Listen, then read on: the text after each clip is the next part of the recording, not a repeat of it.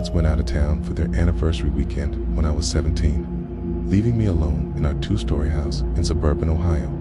I thought it would be the perfect opportunity to relax, order pizza, and binge watch Netflix without anyone telling me to do chores. Everything was normal until around 11 p.m. on Saturday night. I was lying on the couch in the living room when I heard what sounded like footsteps upstairs. At first, I assumed it was just the house settling. Old houses make weird noises, right? But then I heard it again, slow, deliberate footsteps moving across my parents' bedroom floor. My heart started racing. I muted the TV and listened carefully. The footsteps continued, now moving toward the hallway. I grabbed a baseball bat from the closet and slowly crept up the stairs, each step creaking under my weight. When I reached the top, I saw that my parents' bedroom door was slightly open. I distinctly remembered closing it earlier. I pushed the door open and flicked on the light. The room was empty, but the window was wide open, curtains blowing in the wind. That window had been locked. I was sure of it. As I approached to close it, I noticed muddy footprints on the carpet leading from the window to the door. Someone had been in my house. Someone had climbed through a second-story window and walked around while I watched TV downstairs. I called 911 immediately, but by the time police arrived, whoever it was had vanished into the night. The officer told me the footprints were fresh, probably made within the hour. I didn't sleep that night. I still wondered what would have happened if I had gone upstairs earlier. This happened 3 years ago when I was house sitting for my aunt in rural Montana. She lived about 20 miles from the nearest town, surrounded by nothing but woods and farmland. The isolation didn't bother me at first. I actually looked forward to the peace and quiet. On my second night there, I was making dinner when I heard a car pull into the gravel driveway. I looked at the kitchen window, but didn't see any headlights. Strange. I went to the front door and peered through the peephole. Nothing, no car, no person, just darkness. About an hour later, it happened again. The distinct sound of gravel crunching under tires. But when I looked outside, there was nothing there. This continued every hour or so throughout the night. Each time, I would hear a car arrive, but I never saw anything. By 3 a.m., I was exhausted and frustrated. When I heard the gravel sound again, I decided to be smart about it. Instead of going to the front door, I quietly moved to the upstairs bedroom window that overlooked the driveway. I waited and watched. That's when I saw him. A man was standing behind a tree about 50 feet from the house, just watching. He wasn't next to a car. He was on foot, and he had been throwing handfuls of gravel at the driveway to make it sound like a car was pulling up. Every time I went to check the front door, he would move to a different position where he could see me, but I couldn't see him. I was his entertainment. He was playing with me, making me paranoid and anxious for his own amusement. I called the sheriff, but they said it would be at least an hour before anyone could get there. Spent that hour watching him through the window. He never moved from behind that tree, never took his eyes off the house. When the sheriff finally arrived, the man was gone. They found footprints around multiple trees in the yard.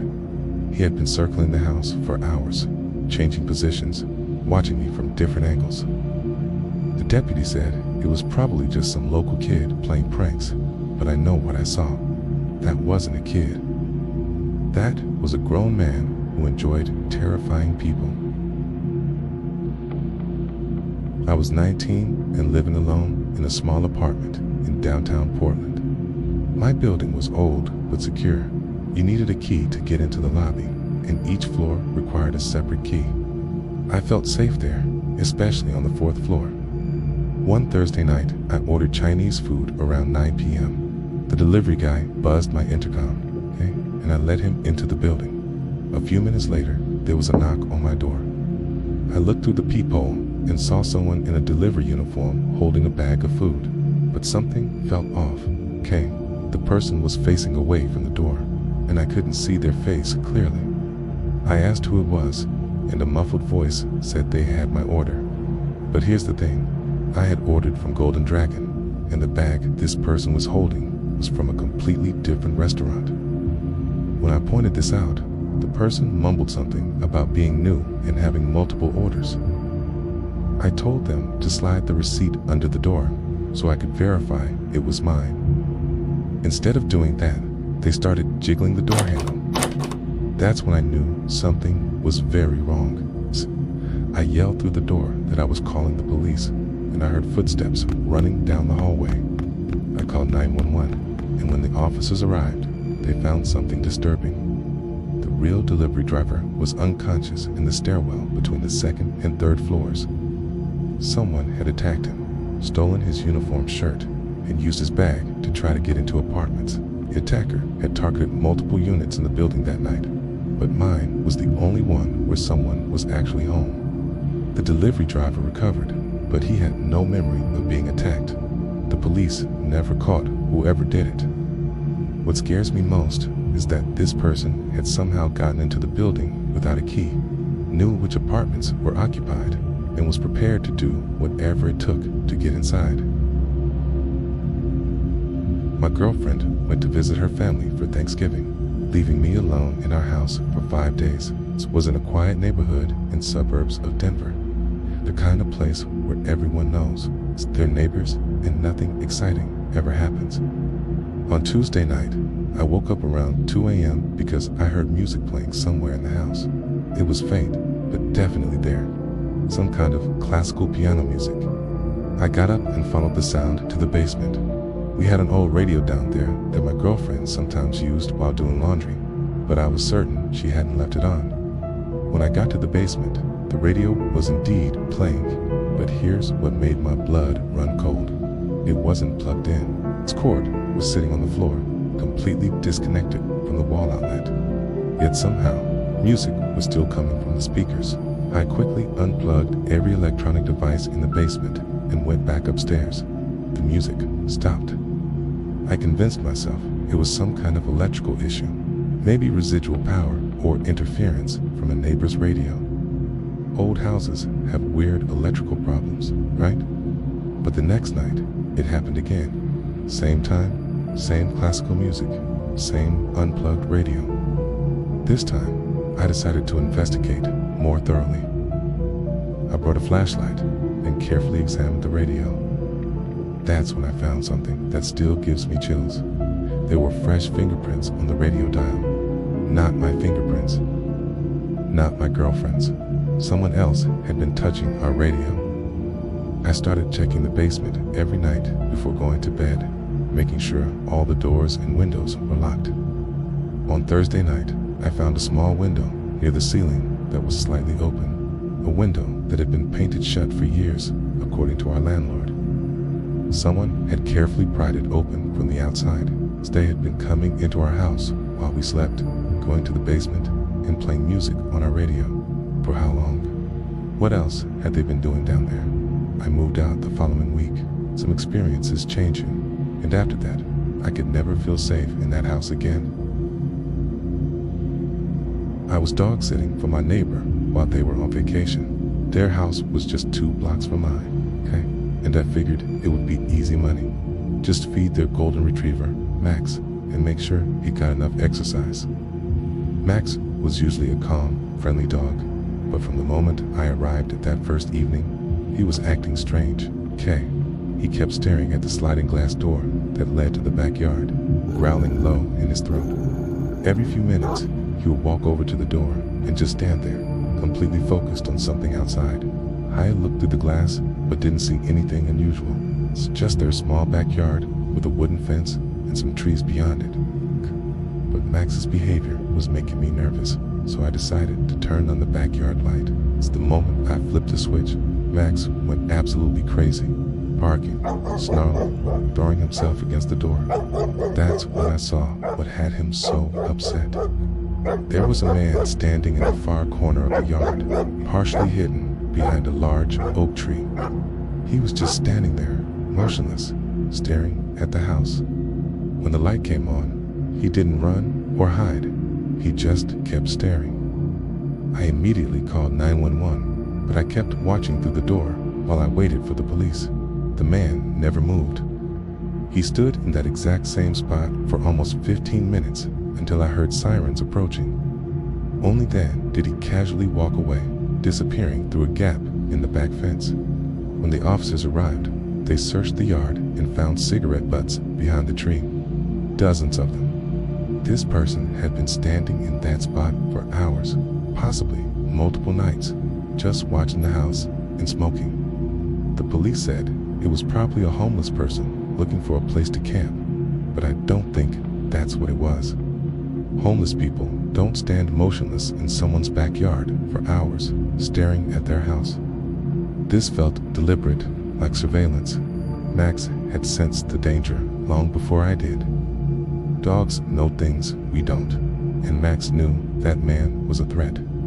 I finished the dog sitting job, but I never felt comfortable in that house after dark. Even now, whenever I walk past that property, I find myself glancing toward the backyard, half expecting to see someone standing behind that tree. My roommate went home for winter break, leaving me alone in our college apartment for 3 weeks. I didn't mind. I actually preferred the quiet while I worked on my thesis. Our apartment was on the ground floor of a complex near campus, with windows facing a small parking lot. Everything was fine for the first week.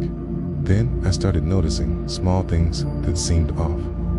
My coffee mug would be in a different spot on the counter than where I left it. A book I was reading would be moved from the coffee table to the bookshelf. It's little things that made me question my own memory.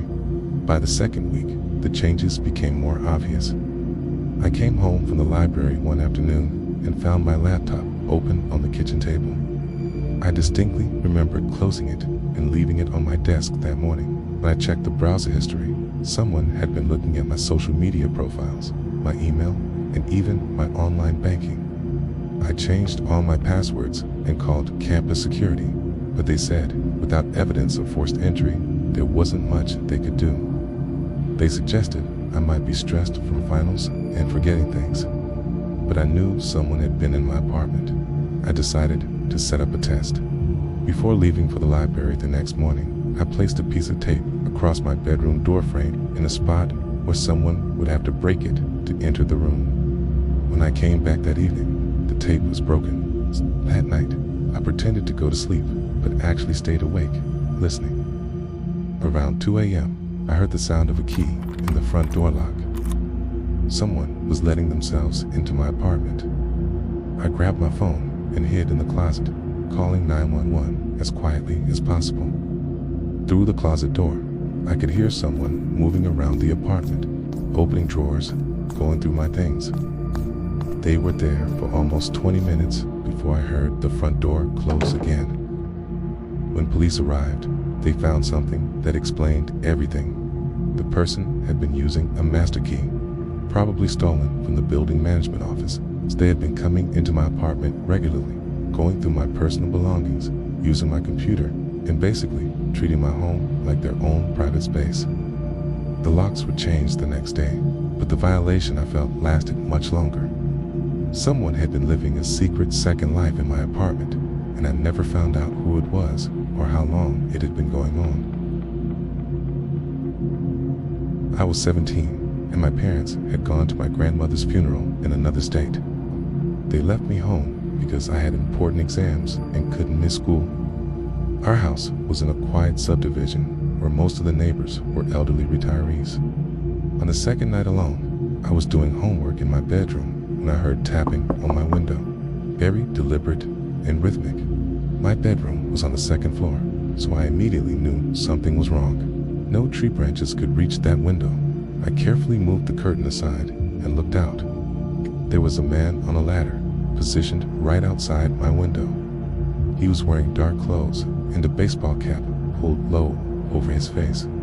When he saw me looking, he didn't climb down or run away. He just smiled and waved like we were old friends. I ran to the phone and called 911, but when I looked back out the window, both the man and the ladder were gone. The police arrived about 10 minutes later and searched the yard with flashlights. They found indentations in the soft ground where the ladder legs had been placed, confirming that someone had indeed been outside my window. The officer asked if we had any ladders on the property. We did. There was one in our garage. But when we checked, it was still there, exactly where it should be. This person had brought their own ladder, positioned it outside a second-story window, and climbed up just to tap on the glass and wave at me. What was the point? Was it supposed to be a prank? A threat? The officer said it might have been someone testing to see if anyone was home, possibly planning a break-in. But the casual wave suggested something else. Like this person wanted me to know they were there, wanted me to be scared. I didn't sleep for the rest of the week. Every sound outside made me jump. Even now, years later, I keep my bedroom curtains closed at night. The idea that someone could be standing outside your window watching you, and you would never know unless they decided to announce themselves, is terrifying. I was house sitting for my professor while she attended a conference in Europe. Her house was beautiful but isolated, a modern home built into a hillside about 30 minutes from town. She warned me that cell phone service was spotty up there, but said the landline worked fine for emergencies. Everything went smoothly for the first few days. I fed her cats, watered the plants, and enjoyed the peaceful solitude. Then, on Thursday night, the landline started ringing at exactly 3:17 a.m. I answered, but there was only silence on the other end. After about 10 seconds, whoever it was hung up. The same thing happened the next night, and the night after that. Always 3:17 a.m., always silence, always hanging up after 10 seconds. By Sunday, I was getting annoyed and started just letting it ring without answering. But on Monday night, something changed. When the phone rang at 3:17, I let it go to the answering machine. After the beep, I heard breathing, slow, deliberate breathing that continued for almost a minute before the line went dead. Tuesday night, there was no breathing. Instead, I heard what sounded like someone walking around outside the house, his footsteps on gravel, moving from window to window. The recording was nearly 5 minutes long. By Wednesday, I was too scared to stay in the house anymore.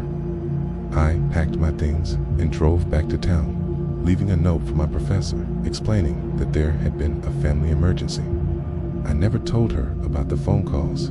Kay, when she returned from Europe, she called to thank me for taking care of everything. Kay, during our conversation, she mentioned that the phone company had been trying to reach her about some technical issues with the landline. Apparently, for the past week, someone had been repeatedly calling her number from different payphones around town, always in the middle of the night. The phone company had records of over 30 calls made to her house while I was there. Someone had been systematically calling that isolated house every night, trying to figure out who was inside and whether they were alone. My parents went on a cruise for their 25th anniversary, leaving me to watch our house and take care of our 2 cats. I was 21 and living at home while attending community college, so this wasn't unusual. What was unusual was what started happening on the 3rd night. I was watching TV in the living room around 10 p.m. when both cats suddenly ran upstairs, tails puffed out and ears back. Okay, they were clearly spooked by something, but I couldn't figure out what. A few minutes later, I heard a sound that made my skin crawl. Someone was walking around in the attic above my head. We didn't have an attic access in the house. The space above the 2nd floor was completely sealed off, and there was no way to get up there from inside. But I could clearly hear footsteps moving back and forth directly above the living room. I went outside with a flashlight and walked around the house, looking for any way someone could have gotten into the attic space. That's when I found it. One of the roof vents had been pried off, leaving a hole just big enough for a person to squeeze through. Someone had climbed onto our roof, removed a vent cover, and crawled into the space above our ceiling. They were up there right now, walking around while I watched TV below them. I called 911, but I was terrified that whoever was up there would hear me talking and try to come down. The police arrived quickly, but getting someone out of an attic space is complicated. They had to call the fire department to bring a ladder truck. It took almost an hour to get everything set up, during which time I could still hear movement above my head. When they finally accessed the attic space, they found evidence that someone had been living up there for days, possibly weeks. There were blankets, food wrappers, and empty water bottles. There was also a small hole that had been carefully cut in the ceiling above my parents' bedroom. Whoever was up there had been watching us through that hole.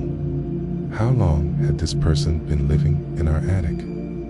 Had they been watching my parents before they left for their cruise? Were they waiting for the house to be empty? Or did they prefer having someone to spy on? I moved in with my girlfriend that night and didn't go back to the house until my parents returned. We had the entire attic space sealed and installed a security system, but I never felt safe in that house again. This happened during my senior year of high school. My parents had gone to my sister's college graduation, leaving me home alone for the weekend. I was supposed to go with them, but I had come down with the flu and felt too sick to travel.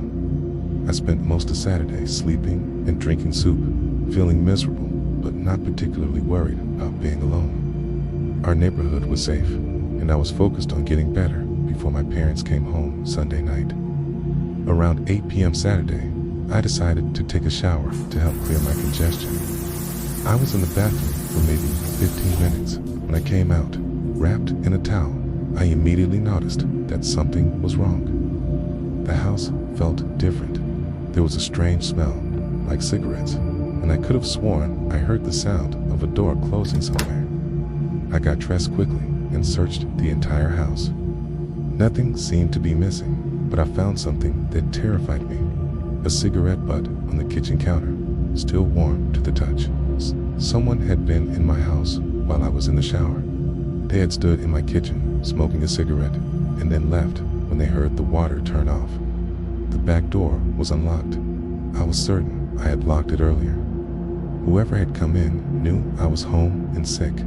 They knew I was in the shower and couldn't hear them. They had calmly entered my house, helped themselves to whatever they wanted to look at, had a cigarette in my kitchen, and left before I finished showering. What did they do during those 15 minutes? Did they go through my parents' bedroom? Did they take anything? Did they just stand there smoking and listening to me in the shower? Called my parents immediately, but they were 8 hours away. I called the police, but without any signs of forced entry or missing property, they couldn't do much beyond making a report. They suggested the cigarette butt might have been there from before, but I knew it wasn't. I didn't sleep that night. Every sound in the house made me jump. I kept thinking about how vulnerable I had been in that shower, how easily someone had gotten in and out without me knowing. The idea that a stranger had been in my house, in my kitchen, while I was just a few feet away, completely unaware, it still gives me nightmares. The violation of privacy, the knowledge that someone had invaded my personal space while I was sick and defenseless, changed how I think about safety and security. I always double-check locks now, and I never take long showers when I'm home alone.